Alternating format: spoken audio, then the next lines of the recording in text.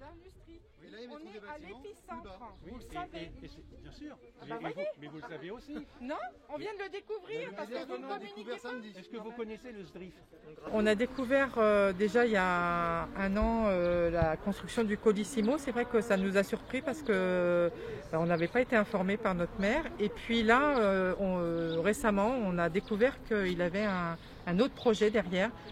D'une plateforme logistique qui va faire 140 000 m², donc 5 fois Colissimo, et qui va produire très peu d'emplois, puisque de toute façon tout est amené à être mécanisé. Donc il nous fait croire qu'il va créer des emplois, mais c'est pas des emplois. Et puis les camions et la pollution visuelle aussi que ça va générer, sonore, lumineuse. Et puis on est en train de nous prendre tout notre paysage et nos terres agricoles, alors qu'on a besoin de manger, quoi, et de produire localement. Donc je pense que c'est vraiment un projet fou et hors norme. Et puis on n'est pas d'accord.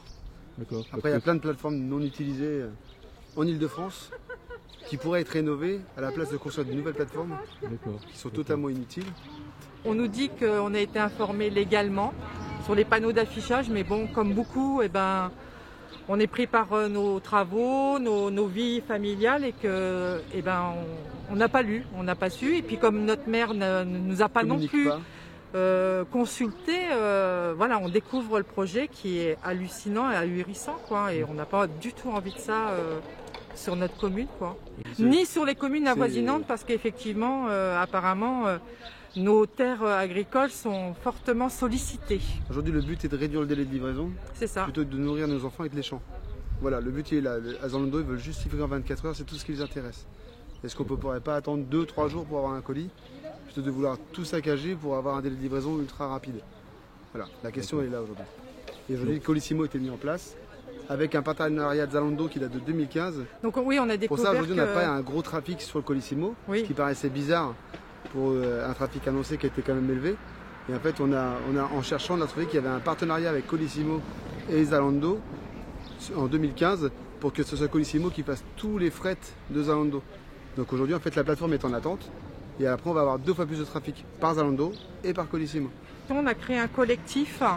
On a créé aussi une page Facebook pour essayer de communiquer avec les gens. On a fait signer une pétition qui, au jour d'aujourd'hui... Presque à 1800 en 2 jours.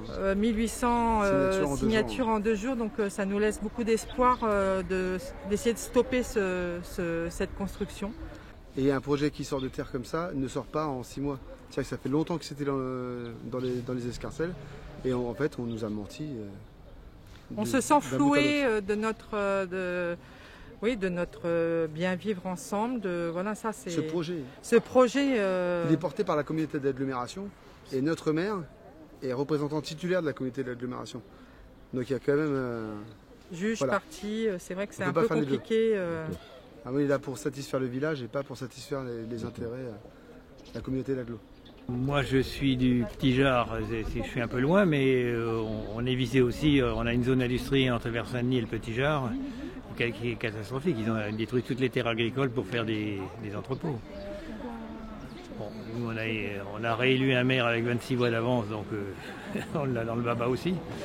Bon, eux je ne sais pas comment ils ont élu leur maire. Mais... Le projet Zalando est arrivé en fait lorsqu'on a été à la fin de notre élection.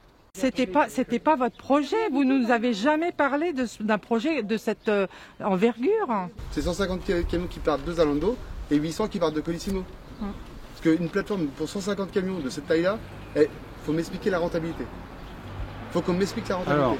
Alors, Zalando, ils nous ont toujours dit c'est entre 130 et 150 camions par jour en fonction de la période de l'année. Ça, ils se sont toujours positionnés là-dessus. Avec donc aussi à la clé, en fait, je sais pas, mais il y a tout de même 2000 emplois à la clé. Si c'est ça vos emplois, est-ce que vous pensez que vos enfants ils vont aller travailler, au bout de 3 mois ils seront cassés de partout? C'est des emplois de qualité que vous nous proposez? Non, c'est des emplois de crotte. Mais tout emploi est honorable. Ah oui, Pendant les élections, il y a eu des débats qui se sont soulevés vis-à-vis de Colissimo. Moi, ce que je déplore, c'est que Christian il s'est défaussé par rapport à sa responsabilité, en disant qu'il n'était pas responsable de Colissimo, certes, en partie. Maintenant, comment tu vas faire là? Tu vas te défausser en disant que tu n'es pas responsable d'un bâtiment qui fera 3 fois la surface, qui fera 1/3 de plus en hauteur. Une municipalité, hein, donc il y a une équipe municipale en fait qui statue. Et elle statue en fait en fonction donc des éléments dont on le dispose. Tu as dit que sur ton programme, tu défendrais le village vis-à-vis de la communauté d'agglo et vis-à-vis de son industrialisation expansionniste. Et ça, je m'en souviens très bien déjà il y a 6 ans, puisque tu as déjà refusé de construire quelques maisons derrière. Tu as dit qu'on réviserait le PLU pour protéger la commune. Tu as dit que tu réviserais le PLU pour protéger la commune. Tu n'as jamais révisé le PLU et la seule fois où tu l'as révisé, c'est uniquement pour cette zone. Et à la demande de la communauté d'agglo. Zalando, hein, donc on s'est positionné pour l'instant en fait pour Zalando. La ZAC, elle existe. Elle existe la ZAC. Hein, je pense que déjà, donc la première des choses, ça aurait été en fait de monter au créneau. Il y a en 2014 et 2014, lorsque la ZAC en fait a été délibérée au niveau du PLU. Non mais attendez, à l'époque 2014, on n'était pas encore là. On n'était pas là, c'est la mandature antérieure. C'est la mandature Vanès lorsque le PLU initial avec la ZAC a été délibéré. Alors, vous nous représentez? Non, mais je continue. Donc maintenant, s'il n'y a pas Zalando, qui c'est qui tape à la porte? Ce sera qui c'est qui tape à la porte? Et pourquoi c'est au PLU? Pourquoi c'est au PLU de s'adapter et pas aux gens de s'adapter au PLU? C'est ça le problème. Il y a Chronopost. Chronopost est venu en mairie. Hein, et qu'est-ce qu'ils ont dit, Chronopost? Il a dit voilà, votre terrain, enfin le terrain en fait nous intéresse. Hein, qu'est-ce que vous en pensez? Nous, on achète comment la parcelle, direct, et on implante en fait un centre Chronopost. Par contre, c'est 1000 camions par jour. Chronopost arrivait du jour au lendemain, sans révision de plus. Ça s'empêche pas de se battre. Ça n'empêche pas de se battre pour essayer de bloquer. Les terrains sont à nous, ils ne sont pas à la communauté d'agglo. Les terrains sont à l'agglo. Les terrains à l'agglo. Le PLU, il est à nous. C'est à nous de garder le PLU. On est maître de notre PLU. C'est à nous de faire l'effort de garder notre PLU. Pourquoi c'est le PLU qui s'adapte au projet et pas les projets qui s'adaptent au PLU? Pourquoi? Je sais pas, moi, on a bloqué 40 logements quand vous avez commencé les mandatures en disant qu'on allait perdre le charme typique du village. Pas 40. Vous croyez vraiment qu'on... 70. Est-ce que vous croyez que ça me dérange plus 70 voitures que 500 camions qui vont passer tous les jours? des voitures, il y avait les infrastructures, l'école, là, c'est sûr que là c'est vrai que c'est différent. Là, on n'a pas été capable de faire une grosse infrastructure là-bas. Ça n'a pas été possible. Ça devient n'importe quoi. Ah non, il faut qu'on arrête. On a une commune qui a de l'argent. Faire des infrastructures pour mettre 50 logements, je suis sûr que le promoteur il l'aurait fait. Mais pourquoi on a de l'argent? Pourquoi on a de l'argent?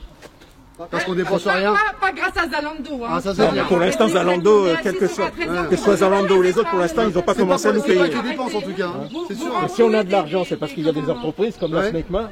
Mais les entreprises comme là, la petite ZAC, on préfère une petite ZAC comme il y a là, qui est discrète, qui travaille très bien, qui en embête personne, qui est derrière, vous avez en face, elle n'embête pas trop de monde, par rapport à un truc qui blinde de camions. Qu'est-ce que va apporter Zalando à la commune, en fait? À part une nuisance sonore, visuelle, quel est le gain que Zalando va apporter pour la commune? Il faut déjà poser la question, je pense. Si, ça va faire baisser le prix de nos Pourquoi, maisons. en fait, avez-vous donc opté pour Zalando? Ah bah ça, Hein, Zalando, Que ce soit Zalando ou une autre société, aujourd'hui c'est une plateforme de 30 000 m². Qu'est-ce que ça va apporter en gain pour la commune? Parce que vous n'avez pas voulu, vous avez fait vendre les terrains à l'agglomération des Terrains pour de façon à vous délaisser tous les travaux d'investissement et toute autre chose. C'est tout. Parce qu'ils ont conseillé à la ZAC. Les terrains, ils ont été vendus par le propriétaire. Mais ce coup, vous apprenez qu'il y a une enquête publique parce que le Colissimo, il n'y a pas eu d'enquête publique et donc du coup, on l'a vu apparaître. Il n'y a pas eu d'information. On aurait pu aller taper sur la maison. Quels intérêts, qu'est-ce qu'on a à gagner là-dedans, monsieur Huss? Qu'est-ce qu'on a à gagner? Il est où le bénéfice là-dedans? Il y a toujours un intérêt. Il y a un intérêt, il est où? Les nuisances sonores, les nuisances atmosphériques, on aura tout. Les visuels. Le fait de dire que le petit bâtiment comme ça, il va cacher un truc comme ça. Attendez, on passe tous les jours devant. Arrêtez, moi je mets mon doigt là, je vois pas la décharge. Sur la photo, il apparaît comme ça, il fait même pas un demi-centimètre. Il est dit que la RD 58 va être aménagée. Et le projet, il est clair, nous sommes à l'épicentre de l'industrialisation de la région Melun-Val-de-Seine Nord. Tout ce coin-là, il va être industrialisé. On va vivre au milieu d'un industrie. Oui, là, on est à l'épicentre, vous le savez. Bien sûr, mais vous le savez aussi. Non, on vient de le découvrir parce que vous ne communiquez pas. Est-ce que vous connaissez le SDRIF? Non, c'est pas monsieur. Mais vous ne connaissez pas? C'est le schéma directeur d'Île-de-France. Mais on n'en veut pas du Grand Paris. Le Grand Paris, on n'en veut pas. Non, c'est le SDRIF. Et le SDRIF, effectivement, toute la zone ici de Villaroche, ça fait 20 ans. Elle est estampillée. Elle a été identifiée pour le développement économique. Oui, et qu'est-ce que vous faites pour défendre notre village? Qu'est-ce que vous faites, monsieur, pour défendre notre village? C'est la région. Mais non, c'est vous qui signez le plus. Mais ça n'a rien à voir avec le plus. Mais on va racheter nos maisons, si rien à faire. Si on est perdu. Ça n'a rien à voir avec le plus. Mais si, mais bien sûr que si. Non, le SDRIF, c'est comment?